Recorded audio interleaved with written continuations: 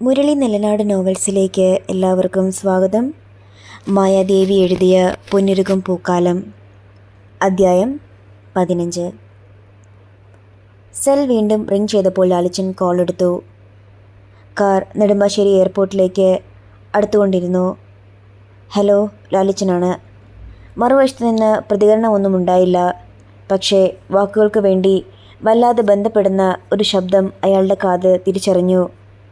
Hello, Lalichan ഒച്ചയുയർത്തി. മറുപടി വരാതെ അയാൾ കാതിൽ നിന്ന് ഫോൺ അകറ്റിയപ്പോൾ അകലിൽ നിന്നൊരു വിളി പോലെ അവ്യക്തമായി ഒരു സ്ത്രീ സ്വരം അയാൾ കേട്ടു. ഞാൻ. ലാലിച്ചൻ വീണ്ടും ഫോൺ ചെവിയോട് ചേർത്തു. നിങ്ങൾ ആരാന്ന് പറയൂ. ഞാൻ അഞ്ജലിയാ. അഞ്ജലി? അവൾ എന്തിനു വിളിക്കണം? ഏതഞ്ജലി? അയാൾ തിരിച്ചു ചോദിച്ചു. ഡ്രൈവിംഗ് സീറ്റിലിരുന്ന മോനിച്ചൻ തിരിഞ്ഞു നോക്കി. ഉദയൻ്റെ ഭാര്യ അഞ്ജലിയ. ആ, നീ എന്നാത്തിന് എന്നെ വിളിച്ചത്? മോനിച്ചൻ വീട്ടിൽ വന്ന് വിവരങ്ങളൊക്കെ പറഞ്ഞതല്ലേ? അവൻ കോയമ്പത്തൂർ ഗംഗ ഹോസ്പിറ്റലുണ്ട്. ഞാനൊരു യാത്രയിലാണ്. താല്പര്യമില്ലാതെ അയാൾ പ്രതികരിച്ചു. എനിക്കതിന് സമ്മതമെന്ന് പറയാനാണ് ഞാൻ വിളിച്ചത്. സെലീന മാഡം എന്നെ കാണാൻ വന്നിരുന്നു. മാഡമാണ് ഫോൺ നമ്പർ തന്നത്. ആലോചിച്ച് മറുപടി പറയാൻ പറഞ്ഞിട്ടാണ് മാഡം പോയത്. ഞാനതിന് സമ്മതമാ. ഏതിന്? അറിയാത്ത ഭാവത്തിൽ ലാലിച്ചൻ ചോദിച്ചു. നിങ്ങൾക്കൊരു കുഞ്ഞിനെ പ്രസവിച്ചു തരാൻ.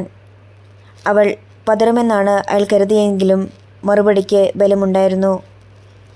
ഇപ്പോൾ എനിക്കങ്ങനെ ഒരാവശ്യമില്ലെങ്കിലോ? നീ എന്നതാടി പെണ്ണെ ലാലിച്ചനെക്കുറിച്ച് ധരിച്ചു വച്ചിരിക്കുന്നത്? കുറച്ചുകൂടി പറയണമെന്ന് ലാലിച്ചനുണ്ടായിരുന്നു. എല്ലാം കേട്ട് മുന്നിൽ മോനിച്ചനിരിപ്പുണ്ട്. എൻ്റെ ചേച്ചിയും അവരുടെ ഭർത്താവും അവിടെ വന്ന വിവരം ഞാൻ അറിഞ്ഞു. പക്ഷേ എനിക്കതിൽ ഒരു പങ്കുമില്ല. വിവാഹത്തിന് മുമ്പേ ഞാൻ ഒഴികെ അവർക്കെല്ലാം അറിയാമായിരുന്നു. അയാൾക്ക് ലാലിച്ചൻ 10 ലക്ഷം രൂപ കൊടുത്തു. അതുകൊണ്ട് തന്നെ അയാൾ അവിടെ വന്നതിന് എന്നെ കുറ്റം പറഞ്ഞിട്ട് കാര്യമില്ല. വണ്ടി നിർത്താൻ ലാലിച്ചൻ പറഞ്ഞു. മോനിച്ചൻ റോഡിൻ്റെ സൈഡിൽ കാർ ഒതുക്കി നിർത്തി. ലാലിച്ചൻ ഡോർ തുറന്ന് പുറത്തിറങ്ങി.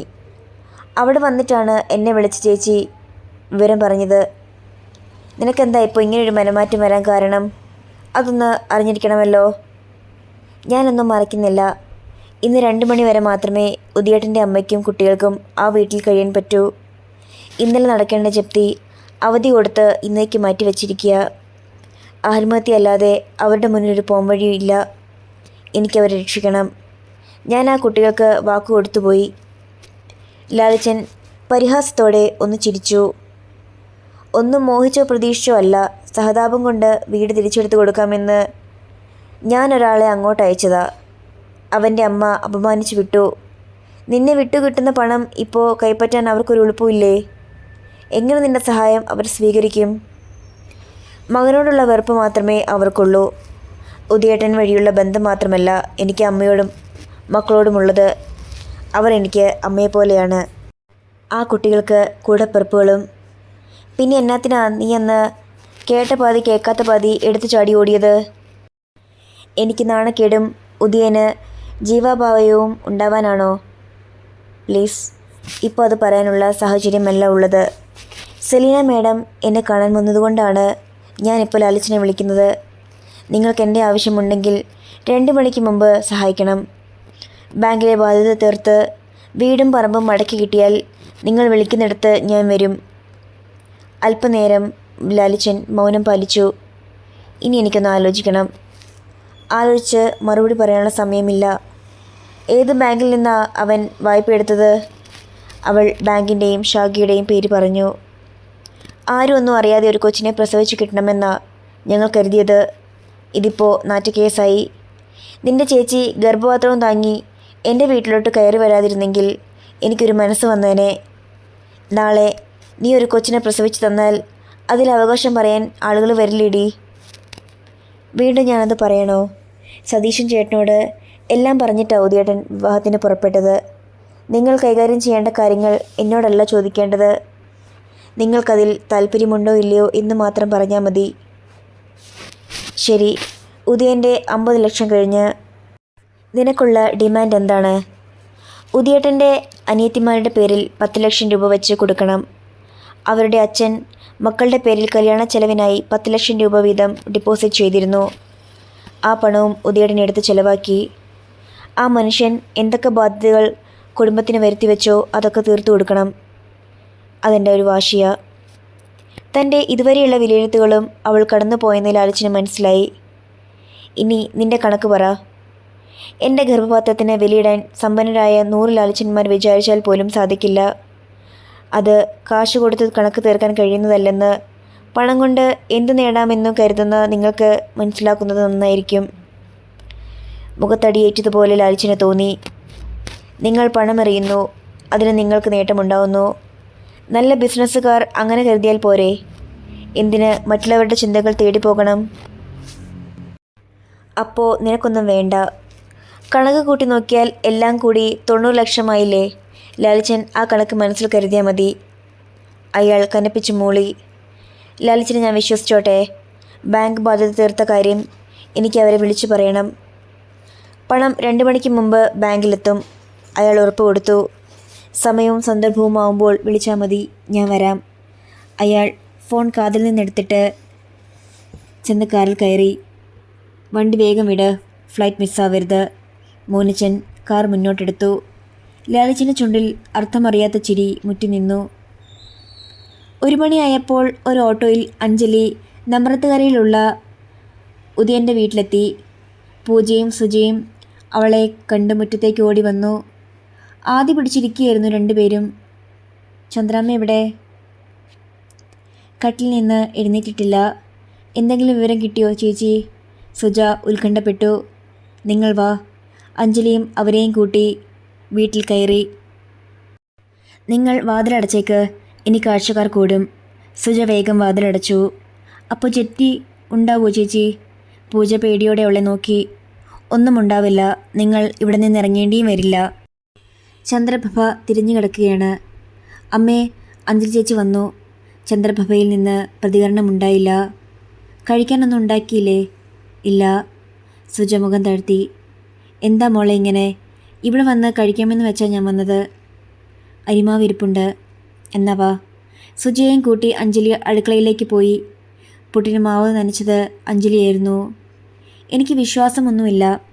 അവർ സമ്മതിച്ചാൽ തന്നെ അനിത ചേച്ചി 50 ലക്ഷം രൂപ ഞങ്ങൾക്കെന്തിന് വാങ്ങിത്തരണം? വലിയൊരു തുകയാവും അനിത ചേച്ചി ചോദിക്കാൻ പോകുന്നത്. മനസ്സിലുള്ള ആശങ്ക സുജ പങ്കുവച്ചു. നീ ഒന്ന് കാത്തിരിക്ക്. അനിത ചേച്ചി ഒന്ന് വിളിച്ചൂടെ? ഞാൻ വിളിച്ചതാ, ഫോൺ എടുക്കുന്നില്ല. ഭക്ഷണം കഴിക്കാൻ അഞ്ജലി ചെന്ന് വിളിച്ചെങ്കിലും ചന്ദ്രപ്രഭ എഴുന്നേൽക്കാൻ കൂട്ടാക്കിയില്ല. എനിക്ക് വേണ്ട, എന്നെ നിർബന്ധിക്കാതെ നീ ഒന്ന് പോയാൽ മതി. മുഖം മുറിഞ്ഞ് ചന്ദ്രപ്രഭ പറഞ്ഞു. കുട്ടികളെ പിടിച്ചിരുത്തി അവർക്കൊപ്പം അഞ്ജലി ഭക്ഷണം കഴിച്ചു.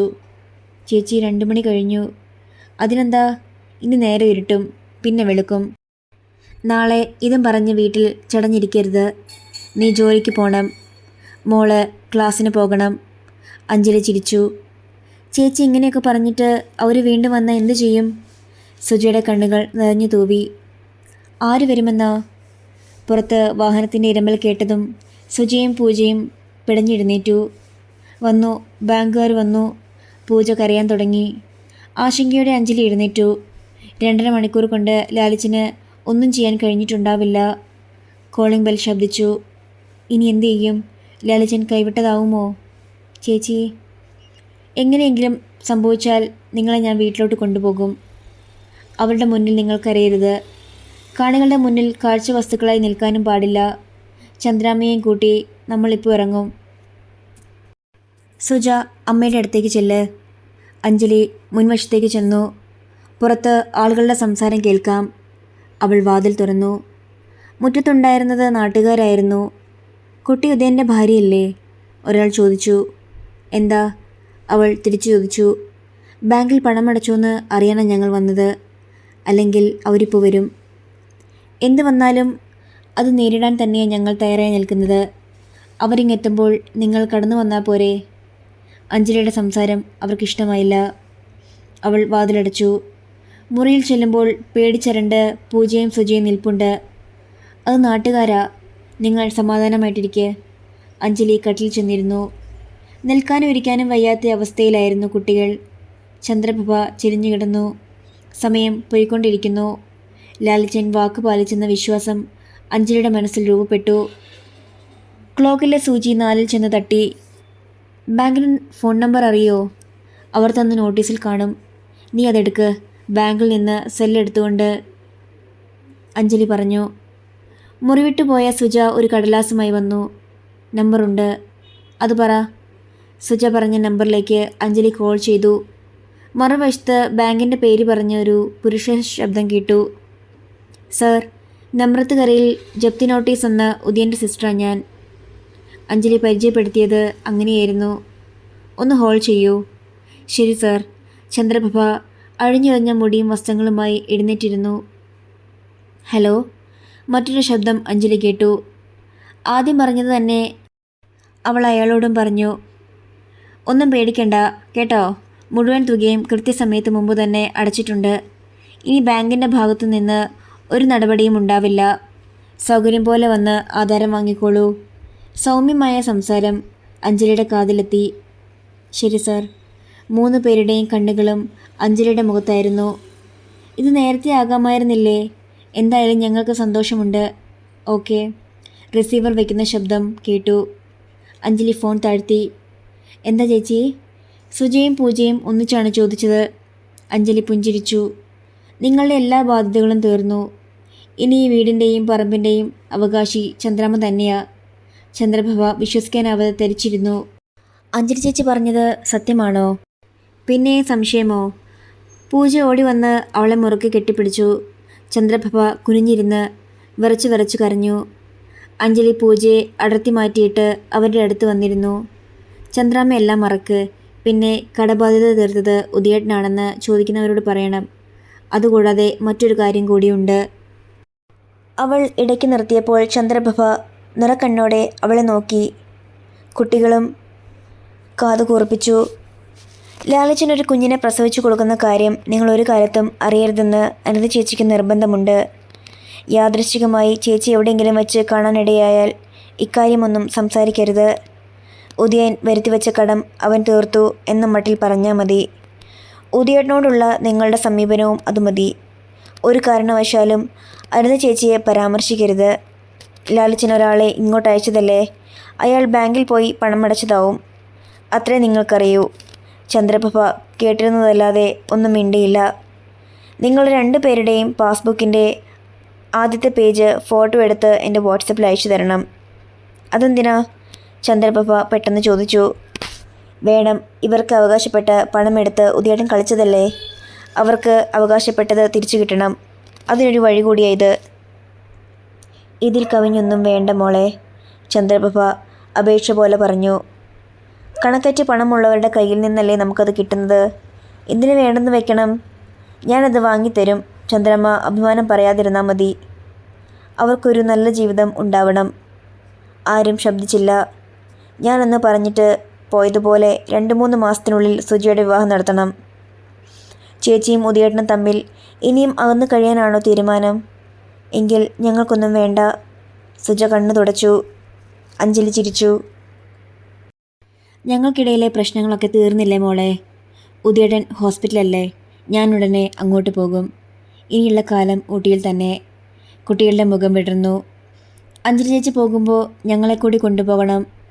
ഏട്ടൻ ഞങ്ങൾക്ക് കാണണം. നിങ്ങൾ നാളെ തന്നെ പോകണം. അപ്പു വരാതെ എനിക്ക് വരാൻ പറ്റില്ല. ഉദയേട്ടനെ റൂമിലേക്ക് മാറ്റിയെന്ന് അപ്പു പറഞ്ഞു. അഞ്ജലി എഴുന്നേറ്റു. എന്നാൽ ഞാൻ ഇറങ്ങട്ടെ ചന്ദ്രാമേ. അച്ഛൻ മാത്രമല്ലേ വീട്ടിലുള്ളൂ. ശരി മോളെ. പൂജയുടെ ശിരസും തഴുകി അഞ്ജലി പുഞ്ചിരിച്ചു. എല്ലാ വിഷമങ്ങളും തീർന്നില്ലേ? ഇനി ഉത്സാഹത്തോടെ പഠിക്കാൻ നോക്ക്. ചേച്ചി കൂടെ ഉണ്ടാവും. അഞ്ജലി പുറത്തേക്കിറങ്ങിയപ്പോൾ സുജ പറഞ്ഞു. ഉദയേട്ടനെ ശപിക്കുകയും പ്രായുകയും ചെയ്യാത്ത ഒരു ദിവസം പോലും അമ്മയ്ക്കില്ലായിരുന്നു. അമ്മയുടെ ശാപം കൊണ്ടാ ഉദയേട്ടൻ ഇങ്ങനൊരു ആപത്ത് വന്നത്. അഞ്ജലി ചേച്ചി ഉദയേട്ടനോട് പൊറുക്കണം. പാവേട്ടൻ. സഹതാപത്തോടെ ചിരിച്ചിട്ട് അഞ്ജലി മുന്നോട്ട് നടന്നു. അയാളോട് പൊറുക്കണമെന്ന്. താനീ ചെയ്തതൊന്നും അയാൾക്ക് വേണ്ടിയല്ല. ചന്ദ്രാമ്മയുടെ നല്ല മനസ്സിന് വേണ്ടി. ജീവിക്കാൻ കൊതിക്കുന്ന 2 പെൺകുട്ടികൾക്ക് വേണ്ടി. ഏട്ടനേക്കാൾ അവർക്ക് വിശ്വാസം തന്നെയായിരുന്നു. മരിച്ചു മരവിച്ചു കിടക്കുന്ന ആ കുട്ടികളെ കാണാനുള്ള മനസ്സ് തനിക്കില്ലാതെ പോയി. അവരറിയരുത് എങ്ങനെയാണ് കൈവിട്ടതൊക്കെ അവർക്ക് തിരിച്ചു കിട്ടിയതെന്ന്. ഇത് അയാളുടെ പകയാണ്. ഒരു താലിച്ചരട് കഴുത്തിലിടാതെ അയാളോട് പക വീട്ടണം. പണമെന്ന നിലയ്ക്ക് ഇനി ഏതു നിമിഷവും ലാലിച്ചൻ്റെ വിളി വരും. കോയമ്പത്തൂരിലെ ഏതേലും ഹോസ്പിറ്റൽ വെച്ചാവും അത് നടക്കാൻ പോകുന്നത്. ഉദരത്തിൽ ഉറപ്പിച്ച ഭ്രൂണവുമായി പോകേണ്ടത് ഹാൻഡ്ലി ബംഗ്ലാവിലേക്ക് തന്നെയാവും. വയറൊഴിഞ്ഞ് മടക്കം. പെണ്ണായി ജനിക്കുമ്പോൾ അറിഞ്ഞിരുന്നില്ല ഇങ്ങനൊരു ദുർവിധിയാണ് കാത്തിരിക്കുന്നതെന്ന്. പകയുടെയും സങ്കടത്തിൻ്റെയും കടൽ നെഞ്ചിലടക്കി കാലുകൾ വലിച്ചു വെച്ച് അഞ്ജലി നടന്നു. കകളിപ്പുരയിലേക്കുള്ള യാത്രയിലായിരുന്നു ലാലിച്ചനും ആൽബിയും. ആൽബിയാണ് കാർ ഓടിച്ചത്. ഏറിയാൽ 25 കിലോമീറ്റർ, പക്ഷേ 1.5 മണിക്കൂർ യാത്രയുണ്ടാവും. ബാംഗ്ലൂർ സൗത്തിലാ സ്ഥലം, തനി നാട്ടിൻപുറം. ആൽബി പറഞ്ഞു. ഡ്രൈവിംഗ് ആൽബിക്ക് ഹരമാണ്. ബാംഗ്ലൂരിൽ നിന്ന് തനിയെ കാറോടിച്ചാണ് അയാൾ കോതമംഗലത്തേക്ക് വരുന്നത്.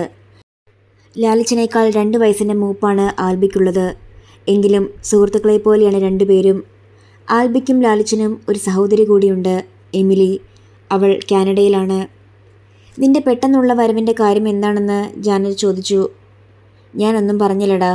കൊച്ചു എന്നതാണേലും നിൻ്റേത്. പിന്നെ എന്നാത്തിന് അതിനെ പെറ്റ് സെലിനയല്ലെന്ന് പറയണം. ജാനറ്റും എമിലിയും എല്ലാവരും അങ്ങനെ അറിഞ്ഞാൽ മതി.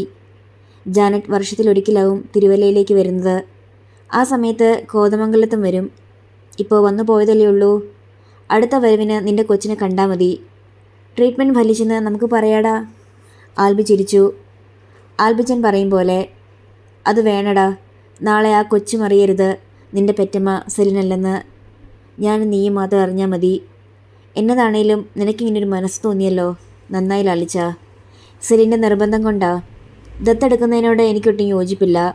ജാനറ്റ് അങ്ങനെയൊരു നിർദ്ദേശം വെച്ചപ്പോൾ ഞാനത് തള്ളിക്കളഞ്ഞത് അതുകൊണ്ടാ. കടുങ്ങൽ തറവാട്ടിൽ ഒരു കൊച്ചു വളർന്നുണ്ടെങ്കിൽ അതിൻ്റെ ചോര നമ്മുടേതാവണം. ലാലിച്ച മൂളി. നീ ഒരു മണ്ടത്തരം കാണിച്ചു. ഇങ്ങനെയുള്ള കാര്യങ്ങൾക്ക് നാട്ടിലുള്ള ആരെയും ഡിപ്പെൻഡ് ചെയ്യാൻ പാടില്ല. നിനക്കത് അറിയാൻ മേലാഞ്ഞിട്ടാണോ എസ്റ്റേറ്റ് മാനേജറുടെ വാക്കിൽ വീണുപോയത്? അതൊരു തെറ്റ് തന്നെയാണ് ഇച്ചായ. അതിൻ്റെ പേരിൽ നല്ലൊരു തുകയും പോയി കിട്ടി. 20 ലക്ഷമല്ലേ അത് കളഞ്ഞേക്ക്. എങ്ങാണ്ടോ കിടന്നൊരു പെണ്ണിൻ്റെ കെട്ട് നടത്താനുള്ള യോഗം കൂടി നിനക്കുണ്ട്. അങ്ങനെ കരുതിയാൽ മതി. ആൽബി ഉറക്കെ ചിരിച്ചു. ഉദയൻ്റെ കടബോധത തീർത്ത കാര്യം ആൽബിയോട് പറയാൻ ലാലിച്ചൻ്റെ അഭിമാനം അനുവദിച്ചില്ല.